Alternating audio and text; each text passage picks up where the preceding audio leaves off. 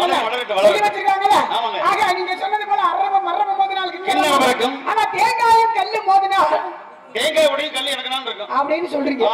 பாருங்களே, பொதுவாவே ஒரு ஆலயம் எடுத்துக்கிட்டா ஆலயம் சொல்லுவது சாலமும் நன்றிக்காக ஒரு ஆலயம் எடுத்துக்கிட்டா பொதுவா நம்ம தெய்வத்திற்கு போறோம், கோவிலுக்கு போறோம் அப்படின்னா என்ன கொண்டுட்டு போவோம்? ஆலயம் என்பதற்கு ஆகிப்பது ஆன்மா லயம் என்றது ஒடுக்குதல். ஆக பாருங்க, அந்த இடத்துக்கு போறானோ அந்த இடத்துல தன்னுடைய ஆணவ அத்தையும் ஒடுக்கி நிறுத்தி தலைவணங்கி ஏத்துக்கிறேன் கடவுளை. கண்டிப்பா. ஏன்னா அர்ச்சனை என்று சொல்லக்கூடிய பொருள்களை வாங்கிட்டு போகணும். பொதுவா ஒரு கோவில் எடுத்துக்கிட்டா அங்க அபிஷேகம் பண்றாங்கன்னா எத்தனையோ அபிஷேகம் இருக்கு. சூட பத்தி சூட தேங்காய் பழம் வெத்தலை வாக்கு பால் அபிஷேகம், நெய் அபிஷேகம், கந்தல் அபிஷேகம், குங்கும அபிஷேகம், எத்தனை அபிஷேகம் எத்தனை அபிஷேகம் இருந்துட்டாலும் பொதுவா குறிப்பிட்டு மலை போல சபைக்கு கடுகுல சாம்பிராணி அது சொல்லியிருக்காங்க. ஏன்னா நீங்க சொல்றது பழமொழி, ஒவ்வொரு பழமொழிக்கும் ஒவ்வொரு விளக்கம் உண்டு. 1000 பொய்ய சொல்லி கல்யாணத்தை பண்ணு, அடுப்பு ஊதும் பெண்ணுக்கு படிப்பு எதுக்கு நிறைய இருக்கு. ஏன்னா கழுதைக்கு தெரியுமா கற்பூர வாசனை, ஊராறு பிள்ளைய ஊட்டி வளர்த்தா தாம்புள்ள தானா வளரும். 1000 நிறைய அப்படி நிறைய விஷயங்கள் இருக்கு. பாத்திரம் மருந்து பிச்சை கோடு, கோத்திரம் மருந்து வெண்ணெய் கோடு அப்படின்னு பாருங்களே. ஊராறு பிள்ளைய ஊட்டி வளர்த்தா தாம்புள்ள தானா வளருமா? ஊட்டியில வளரணும் சொல்லுவாங்க. இல்ல எது கேட்கிறேன், ஊரார் பிள்ளையை ஊட்டி வளர்த்தா அப்படின்னா ஒண்ணு இல்ல. நம்ம எடுத்துக்காட்டுக்கு இப்ப நீங்க பொண்டாட்டி நான் முடிச்சேன், இதுதான் தேவையில்லாத இப்படி பேசுறது. ஊரா நான் தவறா பேசுறேன்னா இந்த பேச்சு ஊரார் பிள்ளையை ஊட்டி வளர்த்தானீங்க. இலக்கணம் படிச்ச வழக்கண்ணே பேசுற பேச்சு இப்பதான் நான் சொன்னேன். ஒரு வார்த்தை வெல்லும், ஒரு வார்த்தை கொல்லும். தவறா என்ன இல்லங்க பழமொழி சொன்னீங்க. பழமொழி சொல்ல ஆனா சுட்டிக்காட்டி சொல்லக்கூடாதுல்ல. பேசுற பேச்சு ஒழுக்கமா பேசணும், மரியாதையா பேசணும். எடுத்துக்காட்டு நீங்க என்ன எடுத்துக்காட்டு பேசுறீங்க? என்ன எடுத்துக்காட்டு பேசுறீங்க? நீங்க உங்களை விட்டுருங்க. என்ன எடுத்துக்காட்டு பேசுறீங்க? உங்களை இல்ல. இப்போ ஒரு போய் பேச்சு வச்சுக்கிறோம். ஒரு கணவன் மனைவி அப்படி சொல்லுங்க. ஒரு கணவன் மனைவி இந்த இடத்துல ஒரு கணவன் மனைவி இருக்கான்னு வச்சுக்கோங்களேன். இப்ப கணவன் தன்னுடைய மனைவியாகப்பட்டவர் யாரு? ஏதோ ஒரு ஊர்ல இருந்து ஒரு அந்நியமாக இருக்கலாம், சொந்த பந்தமா இருக்கலாம். ஆனா இன்னொரு வீட்டு வேற ஒரு வீட்டு பிள்ளை தானே. அப்ப ஊரார் பிள்ளையை, அதாவது தான் கட்டின பொண்டாட்டிய நல்லபடியாக அவளை பக்குவப்பட்டு இப்ப ஒண்ணு கணவன் மனைவி இருந்து வந்தா அவ கர்ப்பமாயிட்டான்னு வச்சுக்கோங்க. இவளை எந்த அளவுக்கு நம்ம ஊட்டி ஊட்டி ஊட்டி ஊட்டி வளர்க்கிறோமோ பொண்டாட்டிய, அவளுக்கு அதன் மூலமாக தன்னுடைய கர்ப்பத்தினுடைய குழந்தைக்கு போய் சேர்ந்து அவருடைய பிள்ளை தானா வளருமா? அதே ஊரார் பிள்ளை ஊட்டி வளர்த்தால் தன் பிள்ளைக்கு வகுத்துக்களை தானா வளரும். இதுவே இந்த பழமொழி வாக்கப்பட்டு வர ஒரு வீட்டுல இருந்து அடுத்த வீட்டுல இருந்து நம்ம வீட்டுக்கு வாக்கப்பட்டு வரக்கூடிய பெண்மணிய, ஏன்னா அந்த அளவுக்கு எந்த அளவுக்கு நம்ம ஊட்டி ஊட்டி நம்ம வளர்க்கிறோமோ அந்த பிள்ளையோட வயிற்றுல வளரக்கூடிய தாம்புள்ள தானா வளர்ந்துட்டே அப்படின்றாங்க. இப்படிலாம் இப்ப மாமியா உடைச்சா மண் சட்டி, மருமக உடைச்சா பொன் சட்டின்றாங்க. அதுக்கு என்ன பழக்கம்? மாமியார் உடைக்கிறதுக்கு மருமக உடைக்கிறதுக்கு இதே பொழப்பா போச்சிருக்கிறாங்க. அக்கப்பூரா இருக்கு. மாமியார் வந்து உடைச்சது இல்லைங்க, மாமியார் உழைத்தால் மண்ணுக்கு, மருமகள் உழைத்தால் பொண்ணுக்கு. பாருங்க, மாமியார் உழைத்தால் மண்ணுக்கு பெருமை, மருமக உழைத்தால் பொண்ணுக்கு பெருமை. ஆக மாமியார் உழைத்தால் மண்ணுக்கு மண் உரம், மண்ணுக்கு உரம், மருமக உழைத்தால் பொன் பொருளுக்கு உரம் அப்படின்னு நிறைய விஷயங்கள் என்ன கேக்குறேன். கோவிலுக்கு போறோம், கோவிலுக்கு போயின்ற பொழுது என்ன பொருள் கொண்டு போவோம்? தேங்காய், வாழைப்பழம், அகர்பத்தி, கற்பூரம், பூ என்று சொல்லி இந்த 5 பொருளை கொண்டுட்டு போறோம்.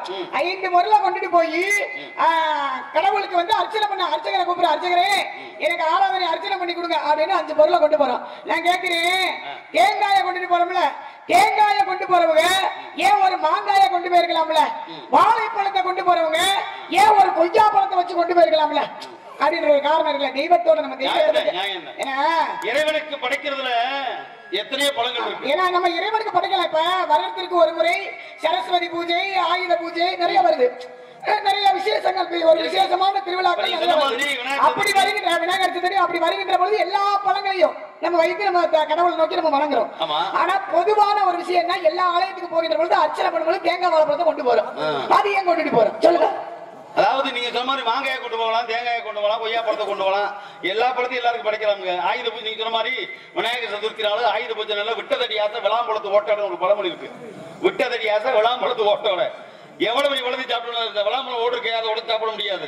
அப்ப அந்த விளாம்பழம் அதையும் வச்சு படைக்கிறேன். ஆனா நீங்க சொல்றதை பார்த்தா சுருங்க சொல்லி விளக்க வைக்கிறேன். வாழைப்பழம் தேங்காய் மட்டும் ஏன் முக்கியமா படைக்கிறாங்க? எல்லா பழம் வைக்காட்டி கூட இது கண்டிப்பா இருக்கும் எல்லா இடத்துலையும். ஏன் வாழைப்பழம்? வாழையடி வாழையாக வாழை இருக்கத்தே வாழை என்பது ஒரு எடுத்துக்காட்டு. அது மட்டும் கிடையாது. வாழை வந்து வாழையுடைய பிறப்புடைய தத்துவமே வேறமா இருக்கும். இன்னும் சொல்ல போனா விவேக அற்புதமா சொல்லியிருப்பான். எப்படி இந்த வாழை என்பதை சுருங்க சொல்லி விளங்க வைக்கணும் அப்படின்னா, அதாவது அதனுடைய பிறவி அதை முடிஞ்சுக்கிறோம். அடுத்த பிறவிக்கு நாடணும்னா தன்னுடைய பக்கவாட்டு அந்த கண்டுகளுக்கு இந்த வாழை வந்து விட்டு கொடுக்கும். அதே சொல்லுவாங்க, இந்த வேசிப்பி நண்டு விசை வேசிப்பி நாசம் ஒரு காலத்தில் கொண்ட கரடிக்கிறாரா. நண்டு வே சிப்பி கதலி இதெல்லாம் பாருங்களேன், பிறப்புல கொஞ்சம் வித்தியாசமா இருக்கு. ஒரு நண்டு எடுத்துக்கோங்களேன், நண்டு தன்னுடைய குஞ்சை எப்பொழுது ஈனுதோ தாய் நண்டு கூண்டு வெடிச்சு செத்து போயிடும். தாய் நண்டு நீங்க பார்க்க முடியாது. கொஞ்சம் குஞ்சுகளை விட்டோம்னா தாய் நண்டு கூடு வெடிச்சு செத்து போயிடும். இது நண்டுடைய பிறப்பு. சிப்பி என்னைக்கு முத்த வெளியே விடுதோ தாய் சிப்பி இறந்து போயிடும். வேன்னா மூங்கில், மூங்கிலாகப்படுது. நல்ல விவரம் தெரிஞ்சாலும் மூங்கில் பத்திர உட்கார மாட்டேன், பறக்க மாட்டேன்.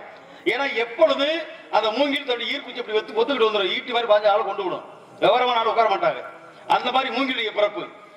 நாசபுர காலத்தை கொண்டு கிடைக்கணும். அந்த மாதிரி வாழை இருக்கு பாத்தீங்களா, எப்பொழுது தன் ஆயுள் காலம் முடியுதோ பக்க கண்டை விட்டுட்டு அந்த கொலை தள்ளுறதோட அதோட ஆயுள் முடிஞ்சு வரும். அப்ப கொலை தள்ளினாலும் வித்து இல்லாத சம்பிரதாய விதையும் சொன்னா அது விதை வந்து வெள்ளாமையாப்பட்டதுல வாழைக்கு மட்டும்தான். வாழைக்கு விதை கிடையாது, கண்டுதேன் பக்கவாட்டு கண்டுதேன் அடுத்தது வளர்ச்சிக்கு வரும். அதே போலதான் நான் என்னுடைய ஆயுளை முடித்துக் கொண்டேன். இனி வரும் காலத்தில் என்னுடைய வாழையடி வாழையா வாழ்வதற்கு இறைவா நான் எடுத்த பிறவி என்னோடு முடித்தது போல் என்னோடு வரக்கூடிய இந்த சந்ததியிலும் 7 பிறவி எத்தனை பிறவி எடுத்தாலும் இந்த வாழ்க்கையிலே ஒரே ஒரு பிறவியிலே உன்னை அடையக்கூடிய பாக்கியத்தை நீ கொடு. நான் வாழையாக வாழ்ந்து விட்டேன். இனி வாழை அடிவாழையாக வரவங்களுக்கு வாய்ப்பு கூடாண்டவா அப்படின்ற கதை வாழைப்பழம். ஏன்னா வாழைப்பழத்தை வந்து சாப்பிட்டு தோலை உரிச்சு பட கீழே வந்து வராது. எந்த பழம் முளைச்சு வரும், திருப்பி அது வராது. அதே தோல் இருக்க சுளமுழுங்க ஆள் அப்படின்னு சொல்லுவாங்க.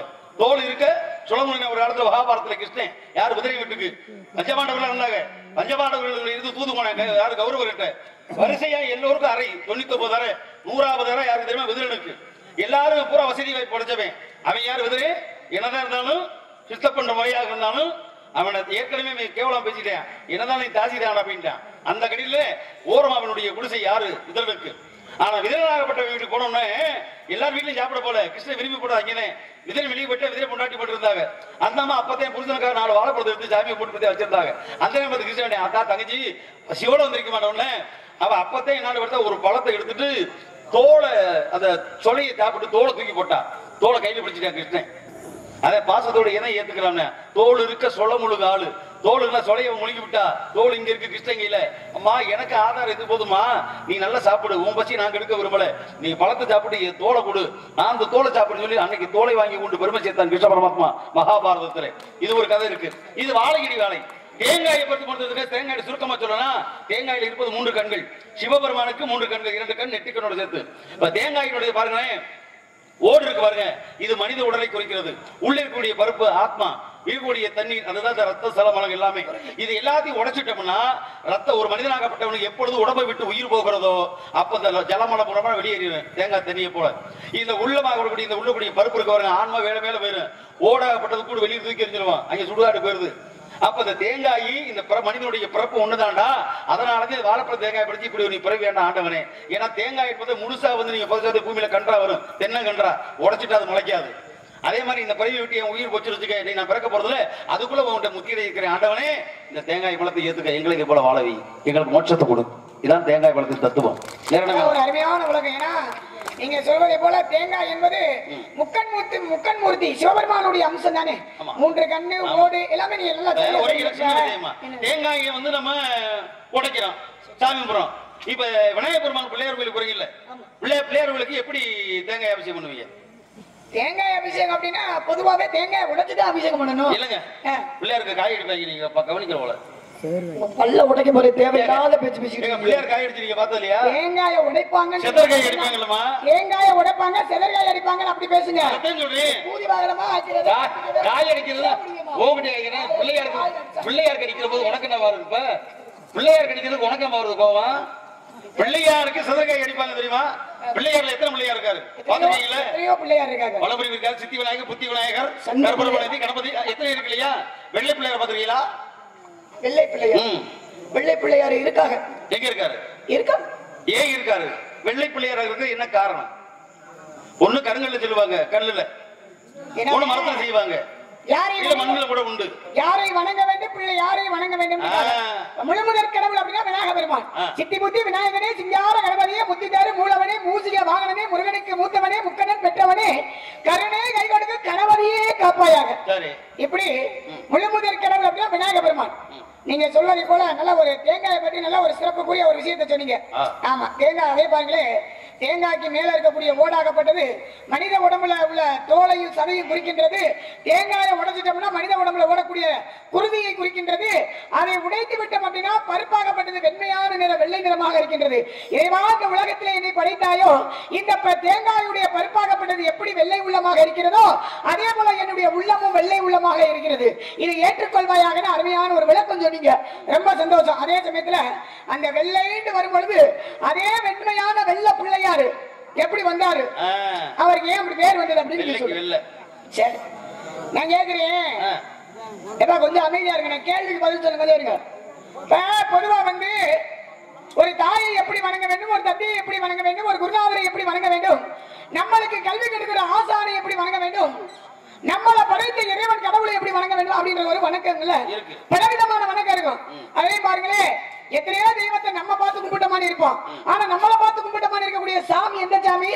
அதுதான் சொல்லின் செல்வன் ஆஞ்சநேய பெருமான். பார்க்கின்ற ஆண்கள் எல்லாம் ராமனாகவும், பார்க்கின்ற பெண்கள் எல்லாம் அவர் கும்பிட்ட மாதிரியே இருப்பாரு. ஆனா அதே போல விநாயக பெருமானை எப்படி கும்பிடுவோம்? நம்ம கொட்டு போட்டு கும்பிடுவோம். பாருங்க, தலையை போட்டு கும்பிடுவோம். கொட்டி விடுவேன். ஆக தலையில குட்டி கொண்டே தோற்பிக்கரணம் போடுவாங்களாம்.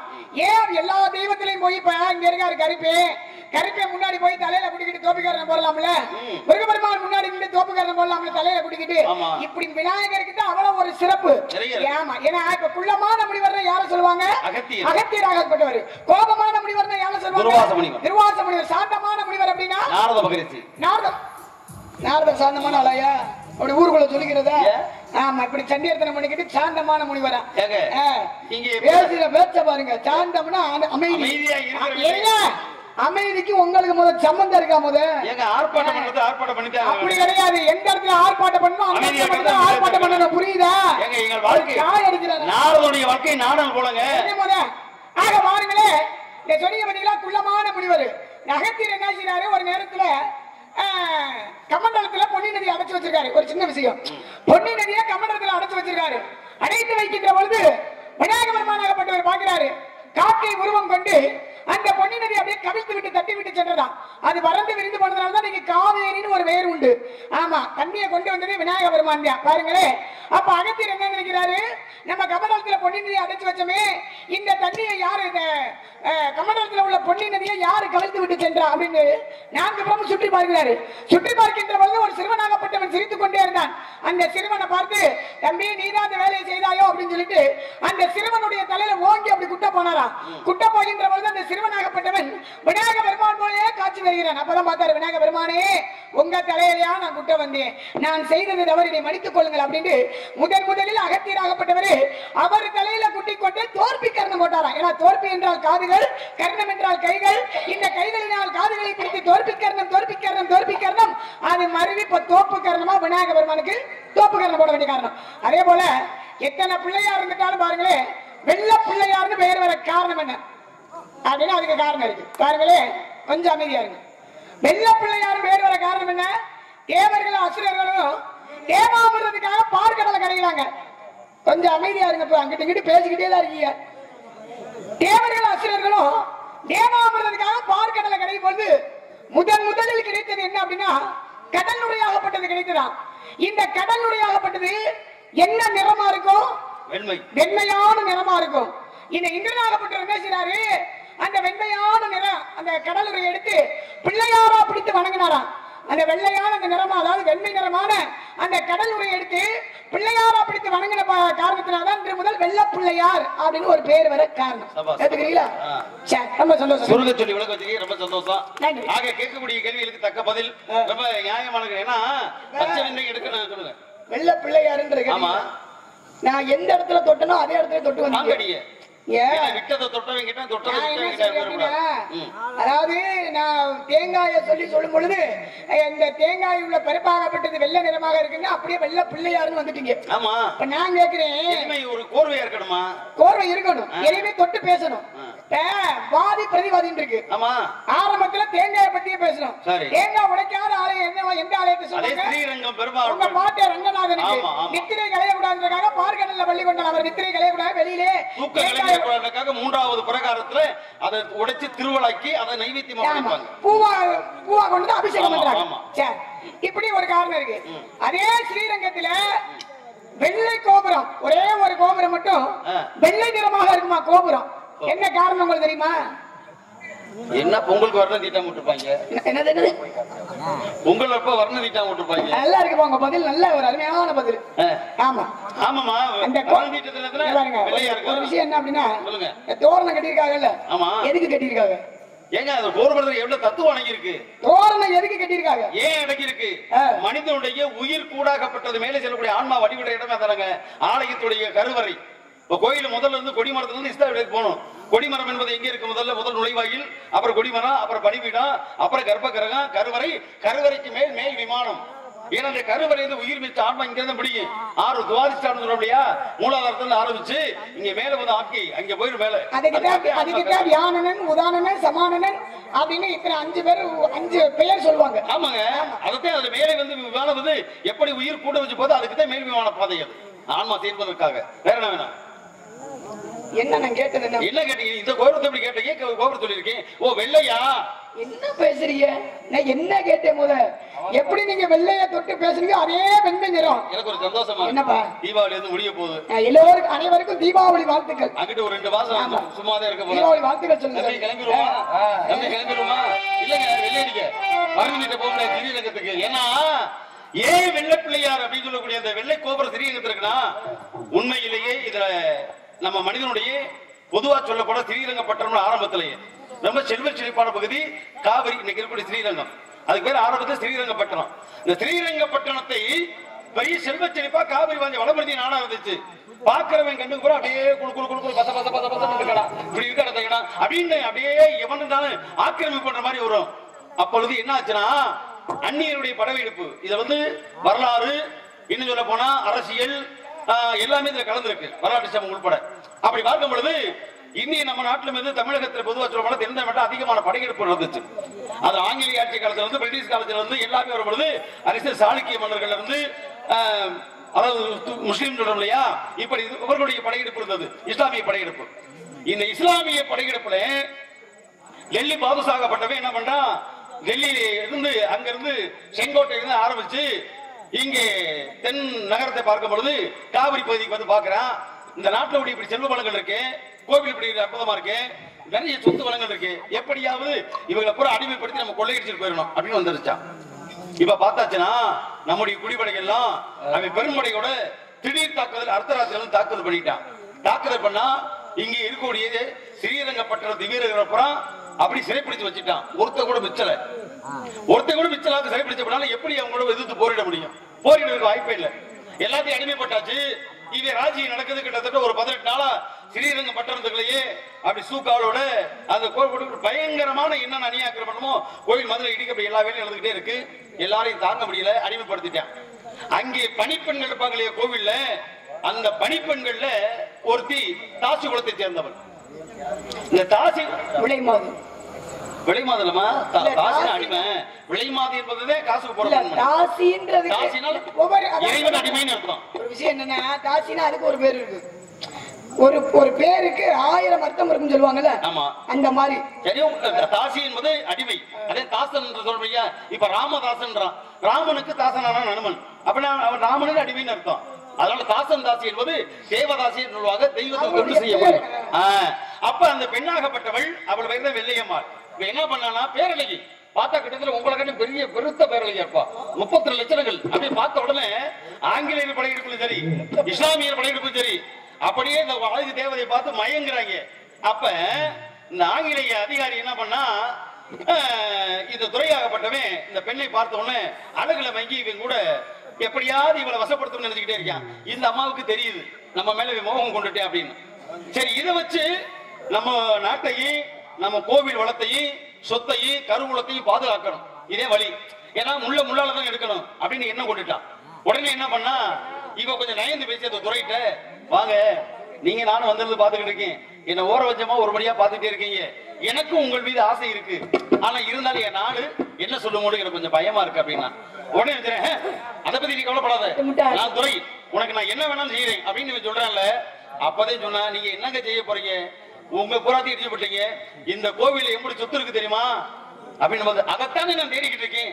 அப்படியா, அதை நான் காட்டுறேன், சந்தேகப்படக்கூடாது ஒரு வார்த்தை சொல்றா, அந்த இடத்த நான் காட்டுறேன். ஆனா ஒண்ணு, எனக்கு அதுல பாதி பங்கு தந்துடணும், அப்பதான் சந்தேகப்பட மாட்டேன் அப்படின்றக்காக. அப்படியா பெண்ணே, ஓ வா பெண்ணே போவோம், எங்க இருக்கு அந்த கருவில, வா காட்டுவா அப்படின்னும் பொழுது அந்த கோபுரத்துக்குள்ள உள் நுழைவு வாயில்களாக படிக்கட்டு விட மேலே ஏத்தி கொண்டு போயிட்டா. மேலே ஏத்தி உச்சி கொண்டு போயாச்சு. உச்சி கொண்டு போதுன்னா கலசங்கள் இருக்கு இல்லையா, இந்த கலசங்கள் கூட உங்களுக்கு வட்டோட்டமா புதையல் மாதிரி தெரிஞ்சுல, இந்த புதையலுக்குள்ளதான் இருக்குது அப்படின்னு சொல்லிட்டு கையை காட்டிட்டு வர. எந்த புதையல் எந்த புதையல் எந்த புதையல் இப்படி உத்து பார்த்துட்டே இருந்தால அப்படியே பின்னால ஒரே தூக்கி விட்டா, கவுத்து குப்பரை தள்ளி விட்டா. குப்பரை தள்ளி விட்டு அந்த கோபுரத்தில் இருந்து ஆங்கிலேய துறையை அப்படியே தலைவராக்கி கொண்டவள் யார் தெரியுமா, அவள் வெள்ளையம்மாள். இதற்கு இடையில இந்த அளவு சத்தம் கேட்டு ஆத்தாடி துறையை கொண்டுட்டாலே ஒரு பெண்ணு அப்படி அண்ணாந்து பார்த்தது துப்பாக்கி பட்டல துப்பாக்கி ஓட்டமா ஓடி வர துப்பாக்கி ஏத்த மணிக்கு கொள்றதுக்காக. அந்நியருடைய கடியில் நம்ம அடிமைப்பட்டு நம்ம சாகிறதா, அவன் குண்டடிப்பட்டு சாகிறதா அப்படின்னு சொல்லி தானும் அந்த கோபுரத்தில் இருந்து தற்கொலை பண்ணி கொண்டார். அந்த தற்கொலை பண்ணி கொண்டு உயிர் வைத்து அந்த ஸ்ரீரங்கப்பட்டணத்தை கருவள சொத்துக்களையும் ரங்கநாதனுடைய சிலையையும் கோவில் சொத்துக்களையும் நாட்டுடைய செல்வாளர்களை காப்பாற்றுவத பெண்ணின் நினைவாக வெள்ளையமான பேருடைய காரணத்தினால்தான் இன்னைக்கும் அந்த கோபுரம் வெள்ளையாகவே இருக்கிறது. ஸ்ரீரங்க வெள்ளை கோபுரம். உண்மையை சொன்னா எதிரியா இருந்தாலும் ஏத்துக்கணும். நம்ம ஒரு அருமையான நன்றி. காற்றுற போது கனவிற்கு பருவம் ஒரு பருவம் பெண்ணுக்கு பெண்ணுக்கு நல்லது ஆண் துணை தேவை. இப்பொழுது உனக்கு ஒரு மாப்பிள்ளை வச்சேன், மாப்பிள்ளை பத்தி அழகான மாப்பிள்ளை நாங்க பாத்துட்டேன். பாத்துட்டேமா நாயை பிடிச்சு கழிச்சு பேசக்கூடாதுன்னு ஆரம்பம்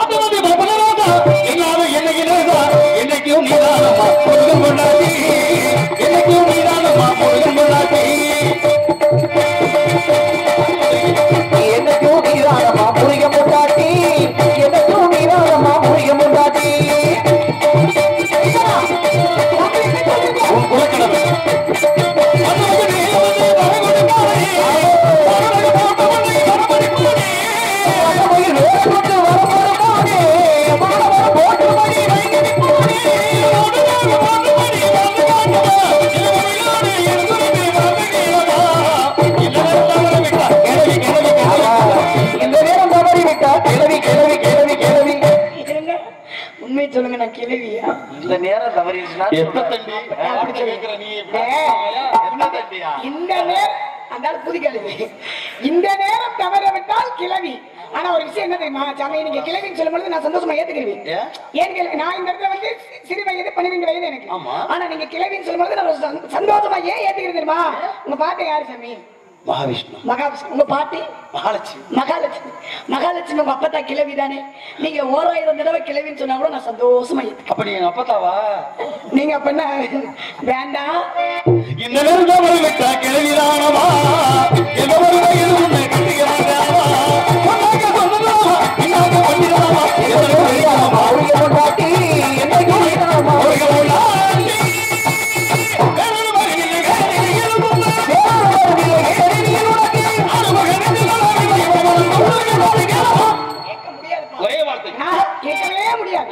உங்க பேச்சுவார்த்தையே சரியில்லை சார். தேவையே கிடையாது. மாப்பிள்ளை யாரும் சொல்றீங்க? மாப்பிள்ளை யாரும் சொல்றீங்க? பிள்ளையாரு தம்பி கணேசன் இல்ல, வேணாம் வேணாம் முருகன் வேண்டாம். அவர் யார் தெரியுமா? கந்தன், கடமன், கார்த்திகேயன், ஓர் ஆறுமுகன், நான் அனந்தம் வணங்கக்கூடிய கடவுள். 5 வயதுல என் தெய்வமே 5 வயதுல அரியா பருவத்துல முருகபெருமானை ரொம்ப நாளா கடைசி வரைக்கும் கனவுளா நினைச்சுக்கிட்டு சர்வ பூரிக்காரியா கனவுளா நினைச்சுக்கிட்டு. ஆனா நீங்க கனவுளா எடுத்துக்கின்றீங்க பாருங்களேன், எனக்கு பிடிக்கவே பிடிக்கல.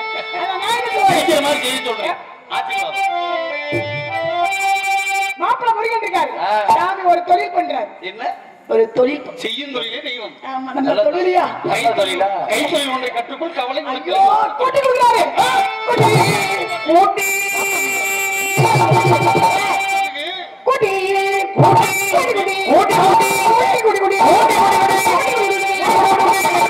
ஆட்டத்துக்கு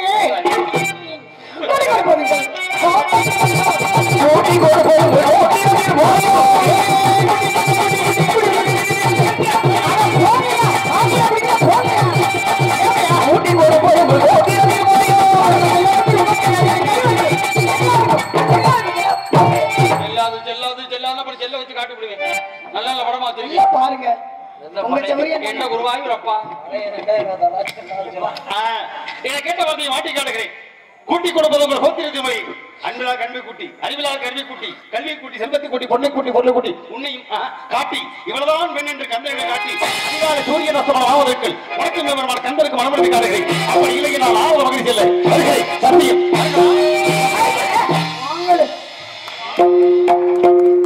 முருகா முருகா முருகா முருகா முருகா முருகா நீங்க எங்க இருக்கீங்க முருகா?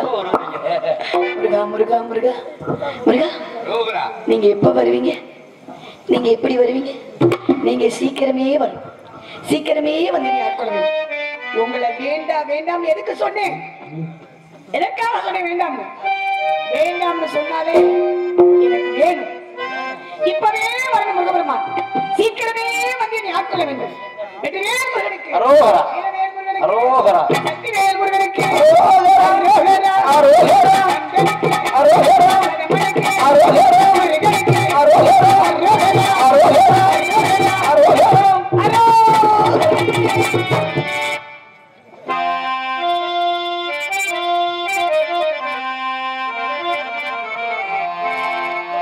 தென்னாடுடைய சிவனே போற்றே, என் நாட்டவர்க்கும் இறைவா போற்றி, என் குலம் காத்த ஈசனே போற்றி போற்றி, என் குரல் வளம் காப்பாய் என் குலதெய்வமே இருளனே போற்றி.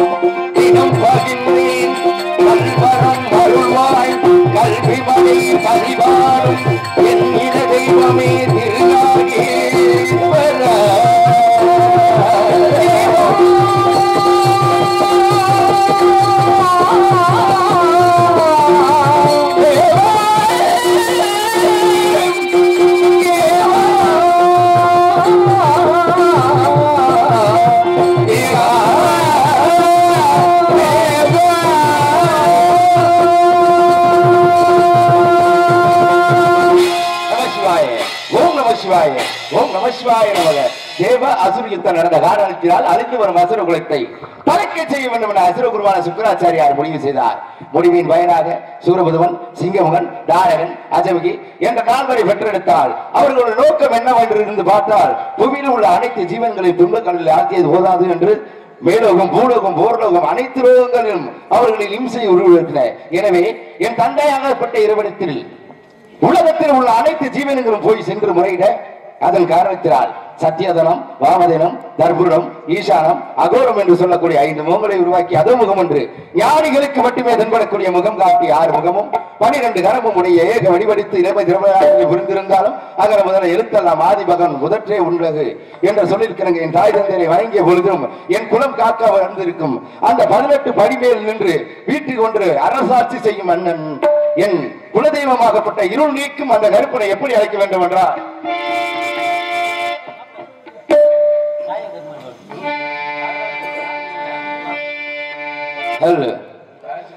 வெள்ளை குதிரை வாகனமா வாகனமா உனக்கு வீட்டருமா பிடிக்க கச்சடி வரிஞ்சு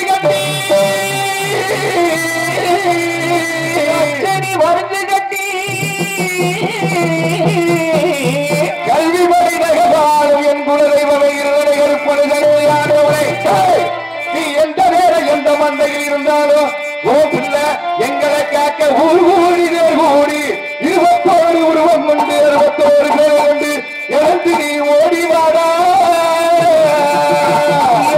நீ ஓடிவாடா.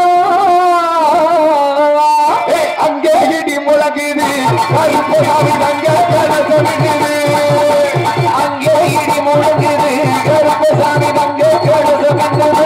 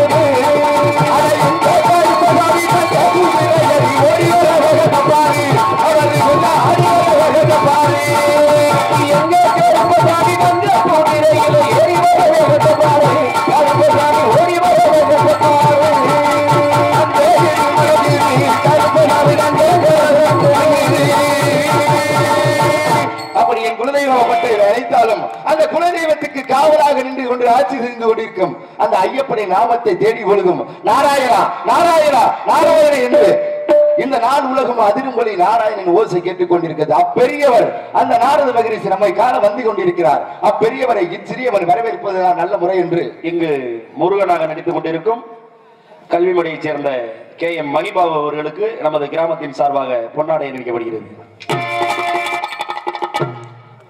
பொன்னாடை போற்றி கௌரவப்படுத்திய 5 கிராம பங்காளிகளுக்கும் கருவக்குடி நல்வாழ் பொதுமக்களுக்கும் மேலும் நாடக கலா ரசிக பெருமக்களுக்கும் எனது சிறந்த வணக்கத்தை சிறப்போடு தெரிவித்துக் கொண்டு இனிதே கனிப்பள்ளியை தொடர்கிறேன்.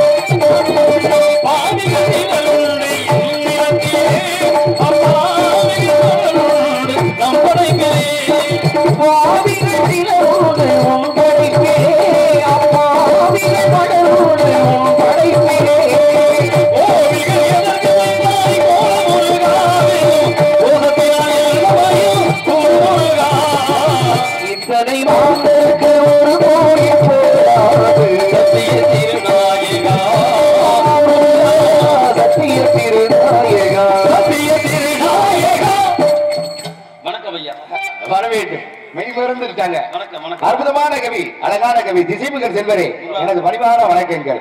நாலு உலகம் சுற்றி 4 தினங்களில் ஜாமத்தை பாடி உலகிற்கு நன்மை எடுத்து தரும் பெரியவரே, உங்களை பணிவோடு வணங்குகிறேன். இதோ என்னுடைய இனிமையான எளிமையான வாழ்த்து. இளமை குன்றாது இன்று போல் என்றென்று வாழ்க்கை தங்களின் ஆசி என்றும் நிறுத்தாது.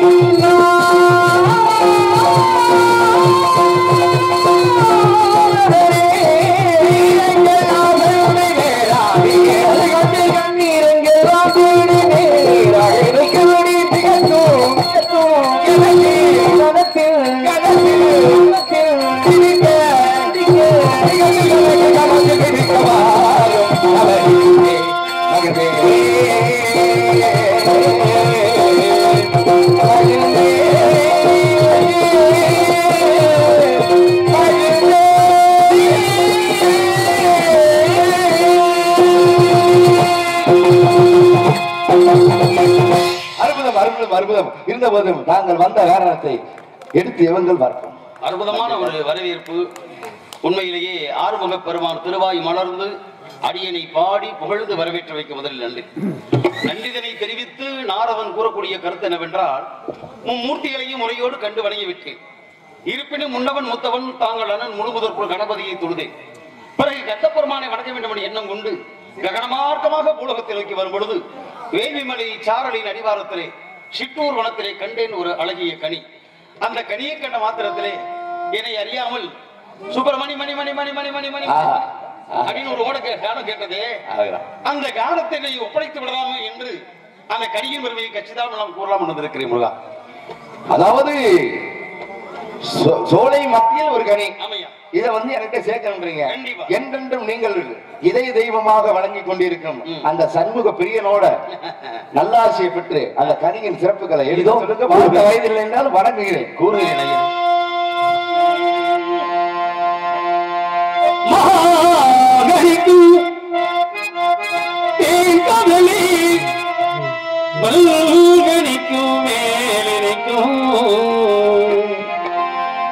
ஒரு பூங்கனியை கண்டு மனம் பூரித்தேனா கடிந்தேன். மாங்கனிக்கும் தேன் கதளி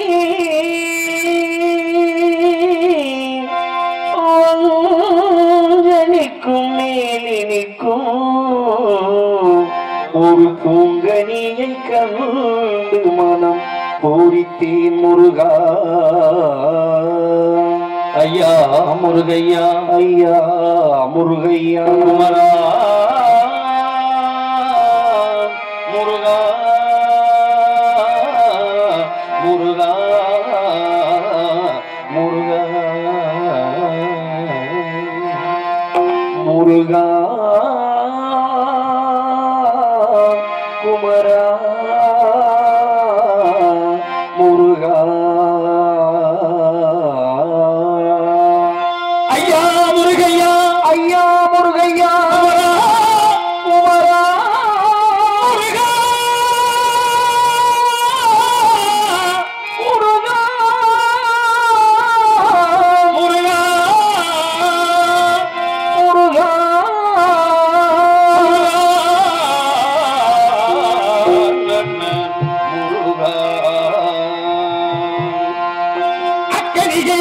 அக்கனியை இக்கணமே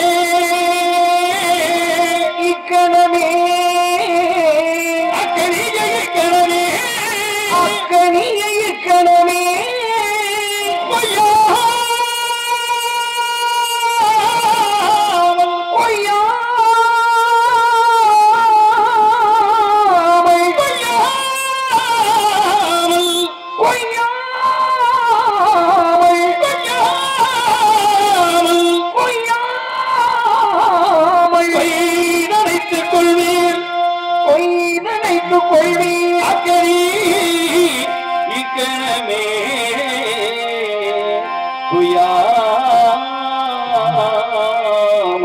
உயிரனைத்துக் கொள்வேன். சமரசம் இடமே வாழ்வில் காணா சமரசம் உலாவும் இடமே வாழ்வில் காணா சமரசம் உலாவும் இடமே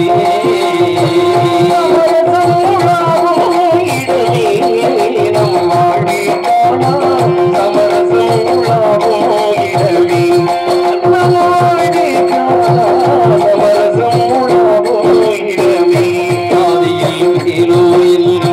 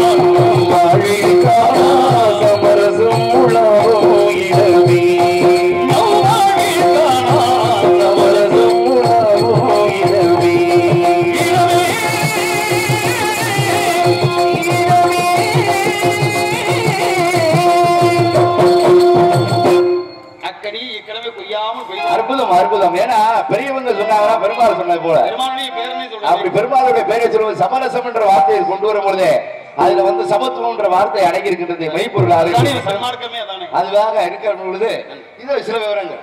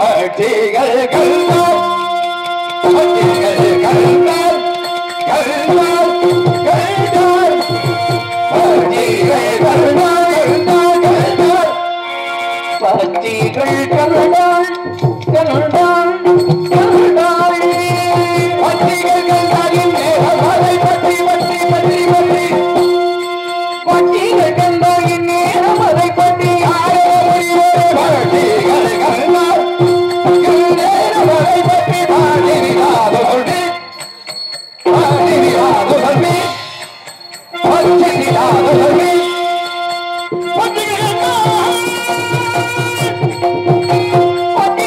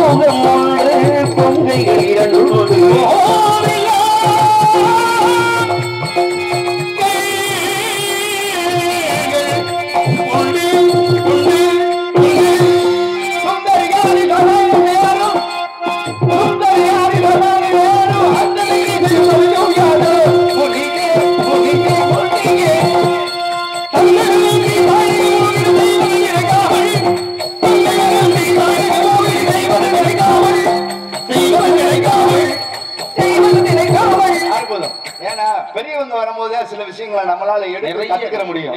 ஆகையினால உங்க மூலமா கத்துக்கிட்ட ஒரு விஷயங்கள் பல விஷயங்களா இருந்தாலும் கண்டு வந்த வெண்டு ஹிந்தி வேணும் தாங்கள் ஐயா வழியத்தனைய வார்த்தை அனைத்தும் அறிந்தவர்கள் சுதந்திரமாக இருக்கிறார்.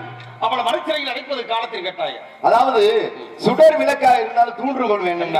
நடுப்படகுல போய் நிற்கும் போது கப்பலும் வேணும் ஆளுமையும் வேணும். அது போல சிறு துடுப்பாக இருந்து என்னை பெரும் வழிக்கு நடத்தி செல்லும் பெரியவரே வருக. தங்களது வரவேற்பு தங்களுடைய வாக்கியங்கள் அனைத்து அற்புதமாக ஏற்றுக்கொண்டேன். அவளை என்ன செய்யலாம்? மனமுடிக்க வேண்டும். மனமுடிக்க வேண்டும். எப்படி மனமுடிக்க வேண்டும்? ஜாதி அபிமானம் சன்னியாசிக்கு உண்டு உண்டு என்று அவள் வசிப்பது வேண்டுகோள். எனவே தாங்கள் ஒரு வேடனால் உருவெடுத்து ஒரு மானை தேடி செல்வது போல் சென்று காதல் வழக்குகள் விருது திருமண குளத்தை காட்ட வேண்டும். நீங்கள் சொன்னது போல சென்று அப்பெண்டை மனமுடிந்து கடிபுற முடிந்து வருகிறேன். அடியனுக்கு ஆசி தருங்க. வாருங்கள் என்று போல் இன்று வாழ்க்கையில் உண்டாகும். வெற்றி உமாக்கி ஆகட்டும். நன்றி. ஆக கந்தனின் காதல் திருமணத்தை நடத்தி வைக்கும் பொறுப்பு இறைவன் எமக்களித்திருக்கிறார். அப்படி இறைவனுடைய கருணையினாலே இன்றளவிலும் தெய்வ திருமணத்தை நடத்தி வைக்கும் பொறுப்பு அது கடமையாக அனுகிரகமும் கிடைப்பதற்கு ஆண்டவனுடைய அனுகிரகம் என்னாலும் கிடைக்க வேண்டும். அந்த நம்பிக்கை யானைக்கு பல நம்பிக்கை தும்பிக்கைகளே மனிதருக்கு ஒரு நம்பிக்கை என்பார்கள். அந்த ஒரு நிலையில் பார்க்கும் பொழுது மனிதனுடைய எண்ணம் தான் அவனவன் வாழ்வை தீர்மானிக்கிறது. அந்த வாழ்வை தீர்மானிப்பதற்கு இறைவனுடைய அனுகிரகத்தால் எல்லோரும் வாழ வேண்டும். அப்படி ஒருவேளை நாம் நினைப்பதை நடந்து விட்டால் தெய்வம் எங்கே இருக்கிறது தேடி பார்க்க வேண்டிய அவசியம் இல்லை. மனிதன் இருப்பதெல்லாம் நடக்குமா என்பது கேள்வி கிடையாது.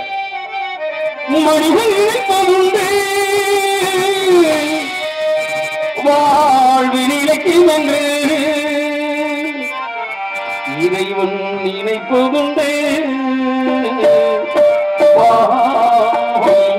மனிதன் என்று மனிதன் நினைப்பதுண்டு. வாழ்வில் இலக்கியம் என்று இறைவன் நினைப்பதுண்டு.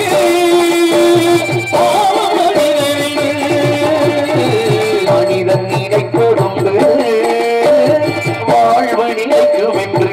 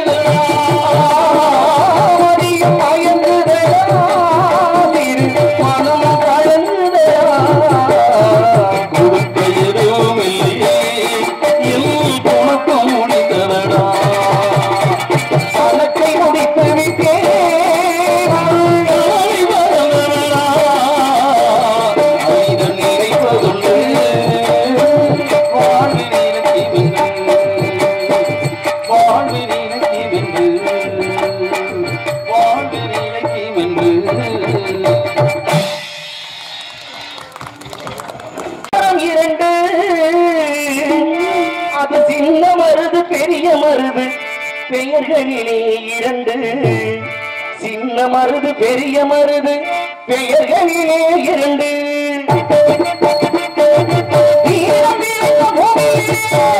ஆலமரம் இரண்டு,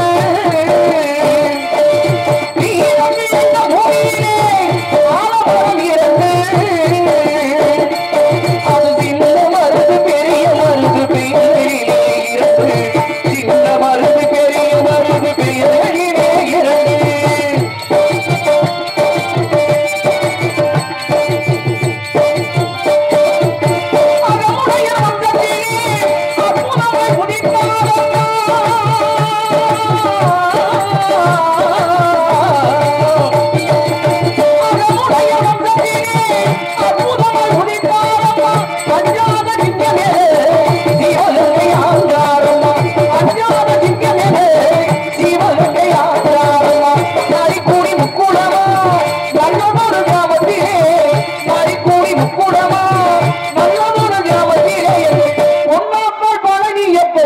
பெற்றெடுத்த சேர்வையடி ஆலமரம் இரண்டு,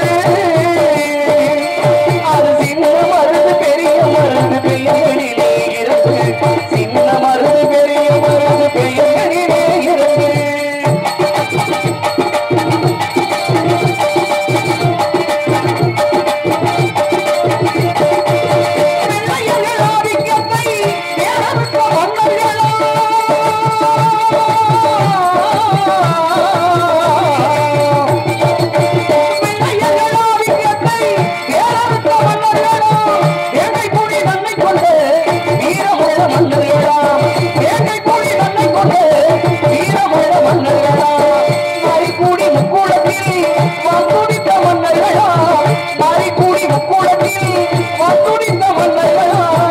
அவர்கள் பெயர்களை சொன்னாலே வெள்ளையர் உள்ளம் கலந்து மொழி ஆலமரம் இரண்டு, அது சின்ன மருந்து பெரிய மருந்து பெயர்களிலே இரண்டு, சின்ன மருந்து பெரிய மருந்து பெயர்களிலே இரண்டு.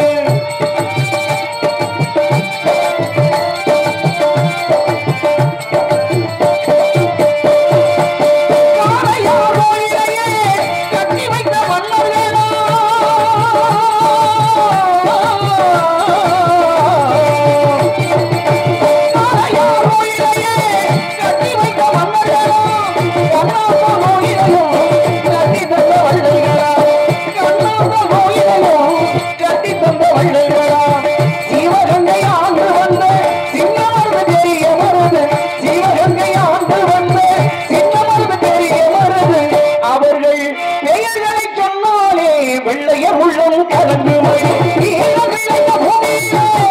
ஆலமரம் இரண்டு,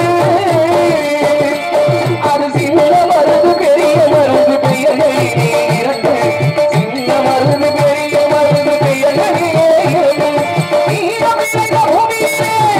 ஆலமரம் இரண்டு, அது சின்ன மருந்து பெரிய மருந்து பெயர்களிலே இரண்டு, சின்ன மருந்து பெரிய மருந்து பெயர்களிலே இரண்டு. நன்றி நன்றி நன்றி.